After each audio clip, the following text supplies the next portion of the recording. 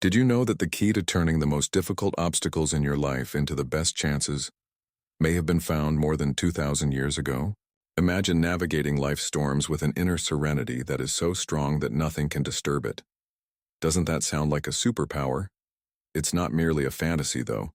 This ancient superpower is based on an ancient concept that is just as applicable now as it was in the marble halls and busy marketplaces of ancient Greece and Rome. Although we cannot control every part of our lives, we do have complete control over our reactions according to Stoicism. And these lessons might be the fulcrum we've all been looking for in a world where uncertainty seems to be the only thing that is constant. Would you believe me if I told you that Stoicism is more about doing than thinking? It's about leading a happy, resilient, and purposeful life despite whatever life may throw at you. To live a more satisfying life, you must learn to understand and control your emotions rather than repressing them. Therefore, stay put whether you're coping with stress, overcoming hardship, or just trying to discover more happiness in the ordinary. We're delving deeply into Stoicism today, revealing its ageless wisdom and how it may change not only our thoughts but also our way of life. Remember to use the like, share, and subscribe buttons if you're excited to start this transformational journey. Every minute of this video is a step toward discovering the Stoic knowledge that can transform your life. So stay with me through to the very end. Putting your attention on what you can control. Have you ever been angry at the wait time while stopped in traffic? Or browsing through your phone just to become agitated after reading a critical comment on your post? Even the best of us experience it. Our daily lives seem to be full with minor challenges that test our mental health and emotions at every turn. However, this revolutionary viewpoint from the Stoic community can completely reverse all of that annoyance. The amazing philosophy of Stoicism, which originated in ancient Greece and Rome, gives us a useful tool, concentrating on the things that we can control. Take a moment to consider the famous Stoic philosopher Epictetus' statement, "It's not what happens to you, but how you react to it that matters." We have no control over traffic, poor weather, or unfavorable remarks. No matter how much we might like to, we are powerless to alter them. But how we respond to them is something we can alter. This is more than just old knowledge. Modern psychology also supports it. In line with the Stoic approach, the renowned psychologist Carl Jung once said, "I am not what happened to me. I am what I choose to become." It's about realizing that we only truly control our own thoughts, feelings, and behaviors. Let's dissect it a little. Imagine being late for a crucial meeting because of that traffic bottleneck. You can use that time to sulk, honk, and worry, none of which, let's face it, will speed up the cars in front of you. Another option is to take a big breath, accept the circumstances, and perhaps use the time to listen to music, an audiobook, or a podcast. Your reaction to the traffic has changed, but the traffic itself hasn't. And as a result of that change, your stress levels decrease and your day appears somewhat more optimistic. The Stoic idea of concentrating on what you can control is not limited to handling bad weather or traffic. It pertains to our individual objectives, how we respond to other people, and how we handle life's challenges. Another Stoic heavyweight, Marcus Aurelius, advises us, "You have power over your mind, not outside events. Realize this, and you will find strength." Keep these sage words in mind the next time you feel yourself becoming agitated over something that is beyond your control. Is this anything that I can control? Let it go, if it isn't. Pay attention to your response, your attitude, and your behavior. Your stress levels and general level of satisfaction can be significantly impacted by this small change. Although it's not always simple, daily practice is worthwhile. Recall that progress, not perfection, is the goal. We'll discover that we're not only surviving life's obstacles, but flourishing despite them as we learn to concentrate more on the things that we can control. The art of accepting challenges as opportunities is something that Stoicism teaches us. It seems illogical, doesn't it? For most of us, roadblocks are just that, barriers to our enjoyment and success. However, Stoics such as Epictetus, Seneca, and Marcus Aurelius turn this story on its head. It's a game changer, they say. When life throws you a curveball, ask, "What can I learn?" rather than "Why me?"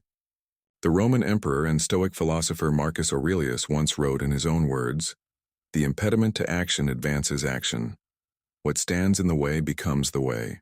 He meant that every challenge, no matter how difficult, not only puts our fortitude to the test but also teaches us important lessons.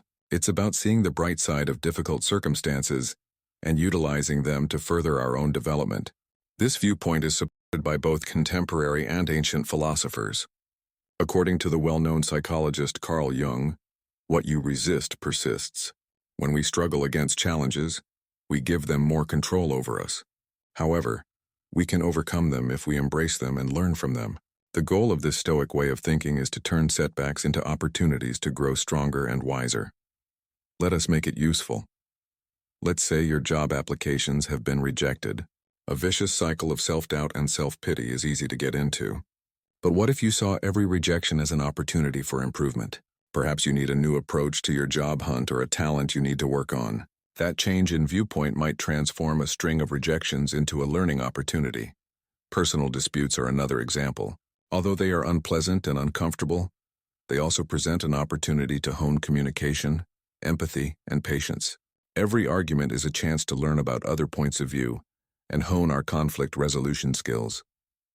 Asking ourselves, what can this situation teach me, is the key to viewing barriers as possibilities because it transforms us from passive victims of circumstance into active learners and problem solvers. This does not imply that overcoming challenges becomes simple, but it does imply that we approach them with an attitude that is focused on development and education. Stoicism is rooted in Epictetus's famous quote, "It's not what happens to you, but how you react to it that matters." It is looking past the momentary hurt or annoyance caused by a challenge and recognizing the opportunities and lessons it offers. Therefore, attempt to stop and reframe each obstacle, no matter how big or minor. Consider the lessons you may take away from the experience and how it can help you become more resilient and intelligent. Keep in mind that challenges are chances to develop, rather than merely challenges to be overcome. We can handle life's ups and downs with greater grace, fortitude, and knowledge if we embrace this Stoic way of thinking. We hear about it all the time, don't we? But what does it actually mean, and why is it so crucial? To live in the now. The goal of living in the present is to completely accept and enjoy where you are right now, without allowing your thoughts to stray to regrets from the past or anxieties for the future. It's about understanding that life, with all of its wonders, difficulties, and surprises, occurs in the now. This idea is not brand new. Prominent thinkers, including Epictetus, Seneca, and Marcus Aurelius, have all reiterated this fundamental tenet of Stoic philosophy, and contemporary psychologists and intellectuals have reaffirmed it. First, let us consider the Stoics. The power of living in the present lies in its capacity to ground us, purge our minds of distractions, and enable us to appreciate the richness of life as it unfolds. Marcus Aurelius famously remarked, "Do not dwell in the past, do not dream of the future. Concentrate the mind on the present moment." But why is staying in the moment so difficult? Our minds are frequently overflowing with ideas, anxieties about the future, or reliving past events. We are drawn away from the beauty and possibilities of the present moment by this incessant mental chatter. The famed psychologist Carl Jung once said, "The least of things with a meaning is worth more in life than the greatest of things without it." By living in the present, we may give meaning to the little ordinary events that we have, which greatly enhances our lives. In order to attain eudaimonia, or a condition of happiness, health, and prosperity, Aristotle discussed the significance of being aware of the present. He thought that by living in the present, we may maximize our human experience and lead moral lives. How, therefore, can we learn to live in the here and now? The first step is mindfulness, which is the practice of focusing on the here and now without passing judgment. Enjoy every bite of your meal. Take note of how the ground feels beneath your feet as you walk. When someone is speaking to you, pay attention to what they are saying rather than preparing your next move. By bringing us back to the present, these easy mindfulness exercises enhance and deepen our lives. Seneca knew that worrying about the past or the future only serves to make us less happy in the present. Therefore, he shared this wisdom. True happiness is to enjoy the present, without anxious dependence upon the future. Ignoring the future or forgetting the past is not the goal of living in the present. It's about striking a balance between planning for the future and learning from the past without allowing those pursuits to take over our present. We can find contentment and serenity in this balance. Keep in mind that every moment offers a chance to concentrate and refresh. We live, love, and create memories in the here and now. Let's therefore resolve to live our lives with greater presence. Life really happens in this very moment. So let's make the most of it. I'm aware that the term self-discipline may conjure up ideas of strict routines and a life without enjoyment. But let's work together to change that image. Limiting your life is not the goal of self-discipline. It's about giving yourself the freedom to make decisions that are consistent with your long-term goals and core values. It involves deciding on what is best for you, rather than what is convenient at the time. The fundamental goal of developing self-discipline is self-mastery. Even when it's difficult, it's about saying yes to things that benefit us and no to things that don't. Whether it's focusing on a project, saving money instead of making impulsive purchases, or maintaining a fitness regimen, these decisions may not provide immediate happiness, but they set the stage for long-term success and fulfillment. Self-discipline is a topic that is discussed extensively in Stoic philosophy. You have power over your mind, not outside events. Realize this and you will find strength. This stirring quote from Roman emperor and Stoic philosopher Marcus Aurelius captures the heart of self-discipline. It's about reining in our desires, feelings, and behaviors in spite of the outside distractions and temptations that life presents. Seneca is also wise on the matter. Instead of letting our desires rule us, he counsels us to be firm and in charge of them. He recognized that our capacity to control our desires and ourselves is the source of true freedom. But why is self-control so important? This is clarified by the ancient Greek philosopher Aristotle. He held that virtue and excellence are attained by habit. Self-discipline helps us develop the habits that help us become our best selves. Consistently making decisions that align with our values and objectives is more important than sporadic displays of willpower. Developing self-discipline is also related to contemporary psychological knowledge. In order to live completely, Carl Jung, a pioneer in psychology, stressed the significance of integrating all facets of our personalities. Self-control is necessary for this integration, since we have to balance the needs of various facets of our psyche and select courses that advance our general development and well-being. So how can we cultivate self-control in our day-to-day activities? Begin modestly. Whether it's your spending patterns, workout regimen, or nutrition, pick one thing you wish to get better at. Take it day by day and make sure your goals are specific and attainable. Keep in mind that you are strengthening your self-discipline muscle each time you make a decision that supports your objectives. Epictetus reminds us that nothing spectacular ever happens overnight. Small, regular acts help develop self-discipline. Progress, not perfection, is the goal. Every day offers fresh chances to exercise self-control and make decisions that bring us one step closer to our ideal selves.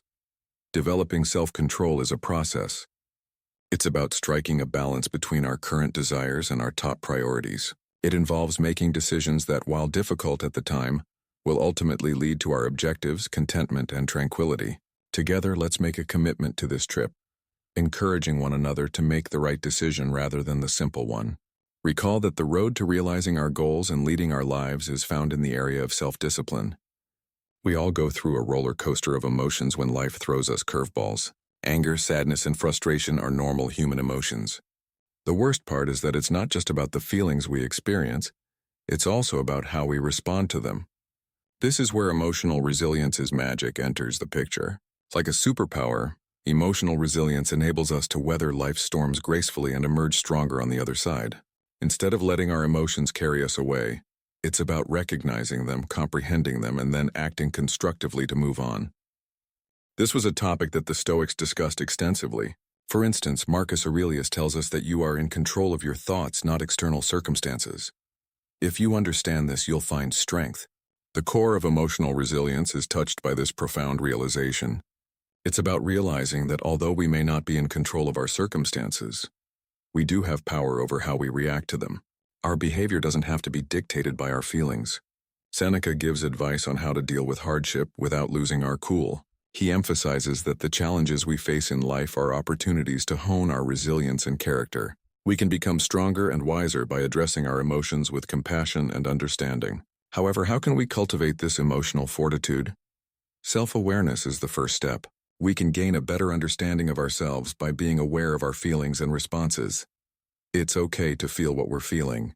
However, we have the option to behave in a way that is consistent with our beliefs and long-term well-being, rather than acting on impulse.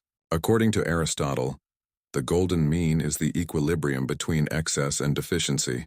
When it comes to emotional resilience, this idea is ideal. It's about responding to our emotions in a healthy way, rather than allowing them to control us or repress us. In order to attain completeness, Carl Jung, a pioneer in psychology, stress the significance of integrating all facets of our mind. This process includes facing our feelings, comprehending them, and drawing lessons from them. The foundation of building emotional resilience is this. What can you do then, when intense emotions are taking control of you? Begin by allowing yourself to feel. Recognize your feelings without passing judgment. Then take a step back and try to understand what caused these feelings. This reflection might provide useful insights into your emotional patterns and triggers. According to Epictetus, what matters is not what occurs to you, but rather how you respond to it. This serves as a potent reminder that how we respond to our feelings might influence the experiences we have.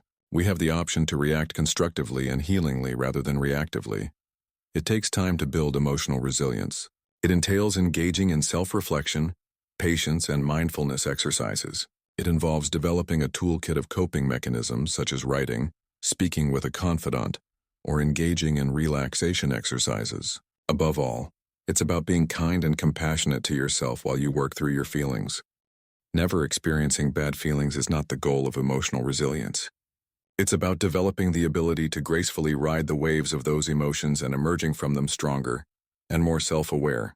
Building emotional resilience gives us the ability to handle life's obstacles with grace and bravery. Together, let's embrace this path, helping one another grow emotionally stronger and eventually lead more satisfying lives. Great thinkers like Marcus Aurelius, Seneca, and Epictetus were among the Stoics who employed this idea to encourage a greater appreciation for each moment, rather than to instill terror. They held that we would live more fully, intentionally, and with appreciation for the present if we kept in mind that death is inevitable. In his meditations, Marcus Aurelius frequently discussed the fleeting nature of life and urged us to live according to our moral principles and to cherish each moment. You could leave life right now. Let that determine what you do and say and think, the writer said. This has nothing to do with melancholy. It serves as a reminder to concentrate on the important things and a call to action, to live with integrity and purpose and to let go of trivial worries. Seneca also discussed the fleeting nature of life and urged us to prioritize living a meaningful life rather than wasting time on unimportant things. According to him, being aware of death inspires us to live more sensibly and value our connections and experiences. Epictetus stressed the value of living in the now and utilizing our time wisely. We are more likely to live moral lives and value life's beauty and richness when we keep in mind that we won't live forever. However, how do we integrate Memento Mori into our own life without it looming large over us? The first step is to change our viewpoint.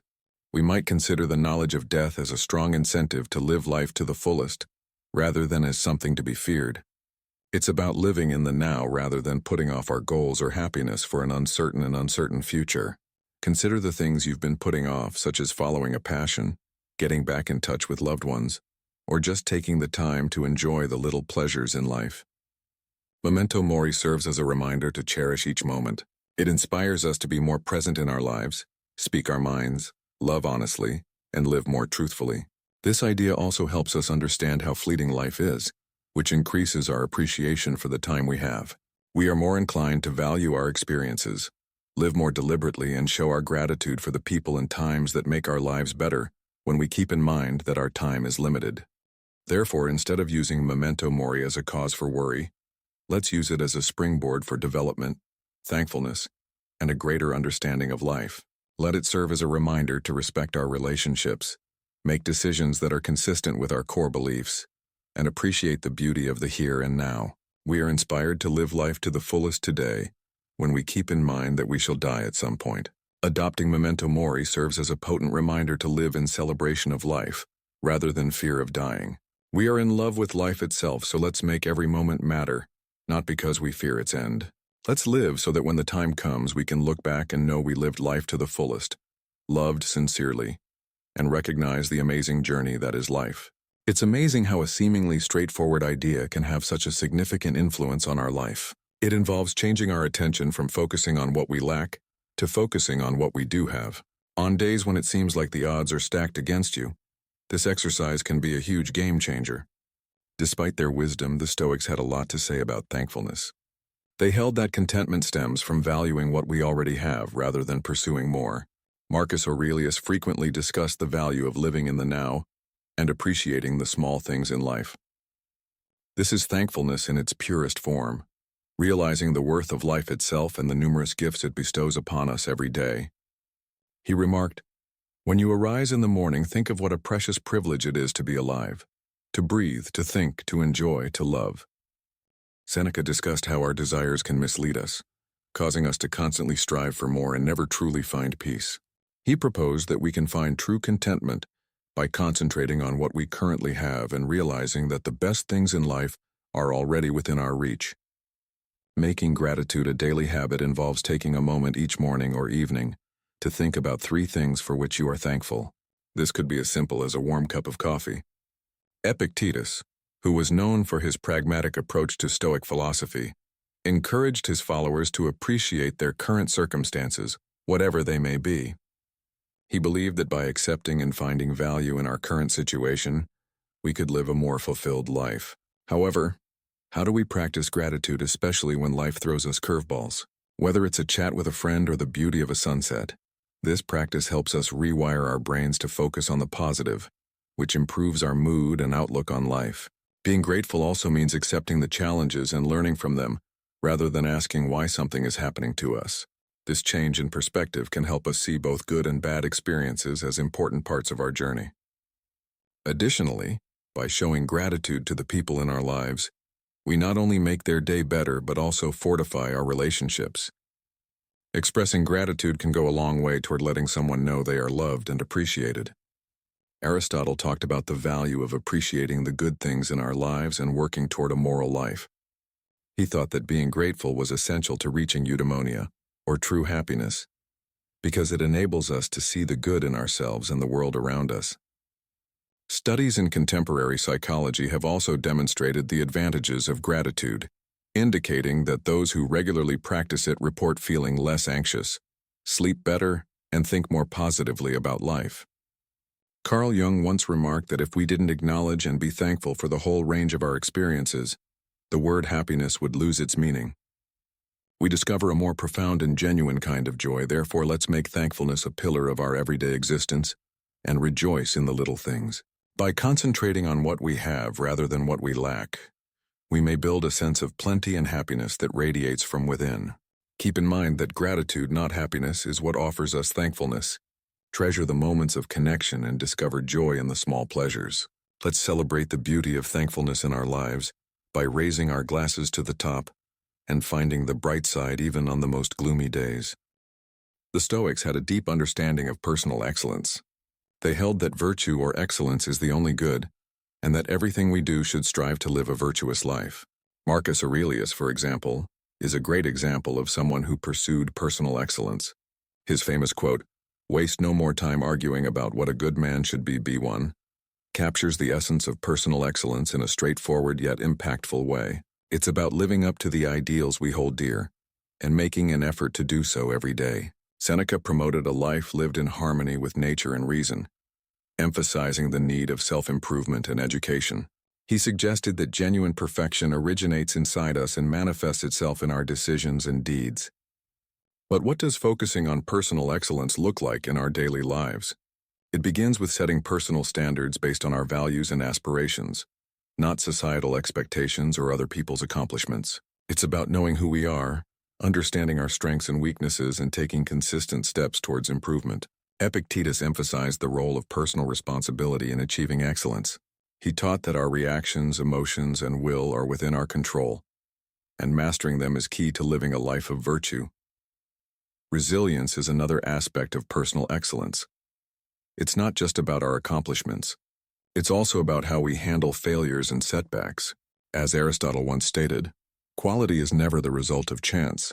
Rather, it is always the product of earnest effort, lofty intention, and clever execution, which reflects the prudent selection of numerous options. Your destiny is determined by your choices, not by coincidence. This entails viewing difficulties as chances to develop and learn, rather than as barriers. Furthermore, emphasizing personal greatness entails developing a growth mindset, a theory supported by contemporary psychology. It's the conviction that with commitment and effort, we can improve our skills and intelligence. This way of thinking motivates us to take on problems, continue despite obstacles, and view effort as a means of achieving mastery. Being true to ourselves and our ideals, especially when it's difficult, means making decisions that reflect who we are and who we want to be, and it means taking satisfaction in our path, both the setbacks and the victories. Personal greatness also involves living genuinely, since we previously addressed the connection between practicing gratitude and personal excellence. Let's resolve to focus on personal excellence and establish our own standards. Being honest about your shortcomings and realizing that perfection is a myth are both parts of being authentic to yourself. Being authentic draws the proper people into your life, those who value the true you, and it's acceptable to be a work in progress, making mistakes and growing from them. Additionally, keep in mind Aristotle's remarks regarding the golden mean, achieving equilibrium in our lives and using this to our consideration of other people's viewpoints. It's about striking a good balance between taking constructive criticism into account and preserving our independence and sense of value. Adopting a Stoic perspective is realizing that our value is established by our deeds, virtues, and dedication to leading a purposeful life, rather than by praise or acceptance from others. It's about constructing a solid inner fortress that is unaffected by the ephemeral thoughts of others. Let's be brave in our authenticity and make a commitment to respect ourselves for who we really are, not for the likes, follows, or acceptance we get, living in accordance with our innermost truths.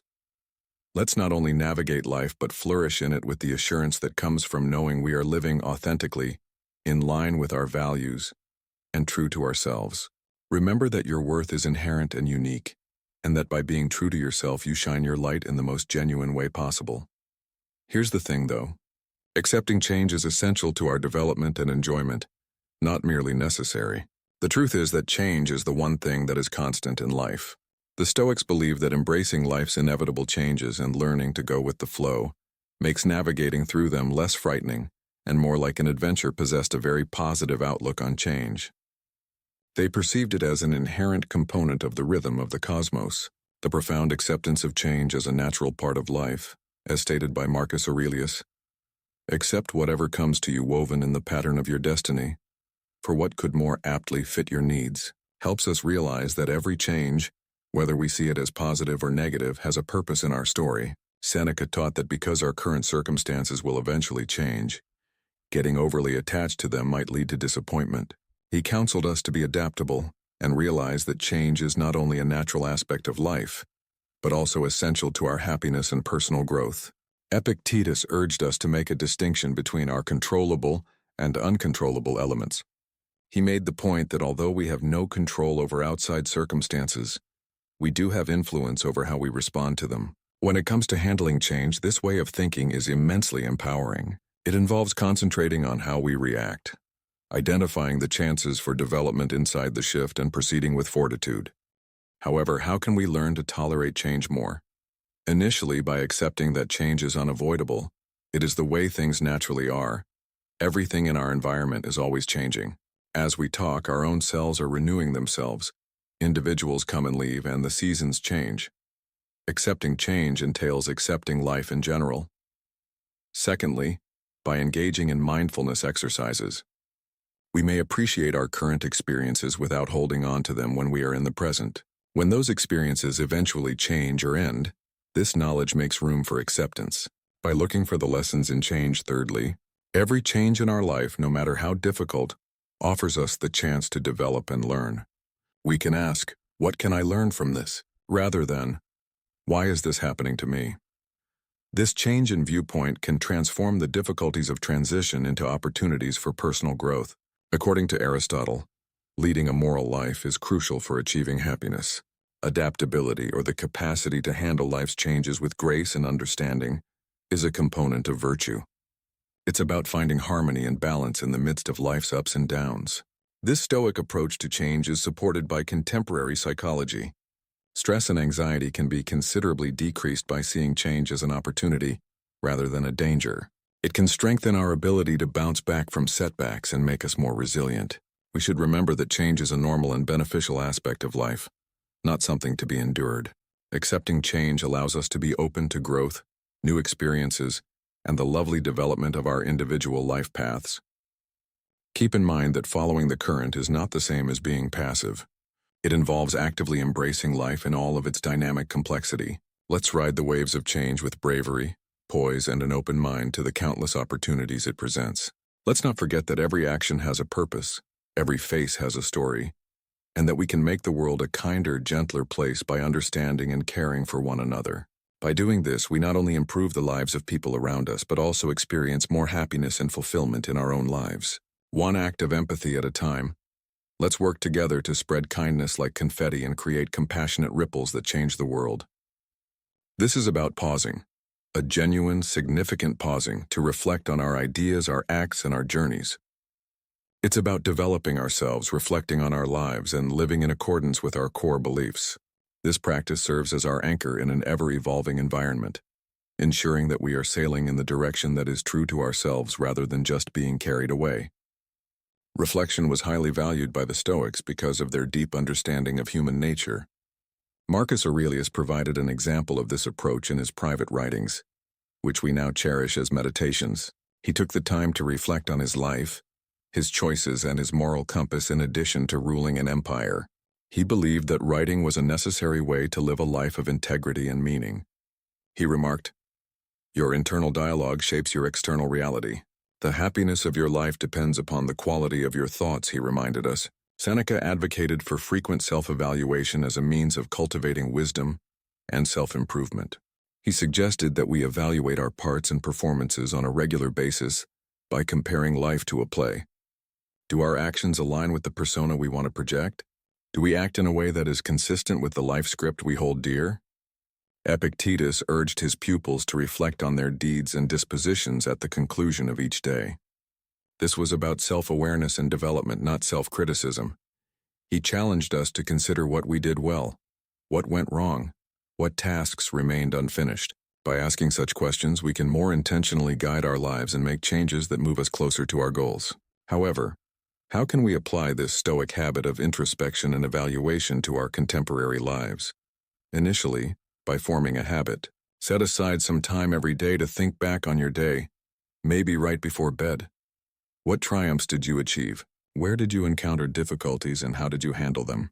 Although this practice may begin as a mental workout, putting it in writing can increase its advantages by providing you with a physical record of your progress. Second, express thankfulness by using introspection as a tool. When you reflect on your day, don't forget to include the minor moments that made you happy or grateful. This fosters a more optimistic view of life by counteracting our inclination to concentrate on the bad.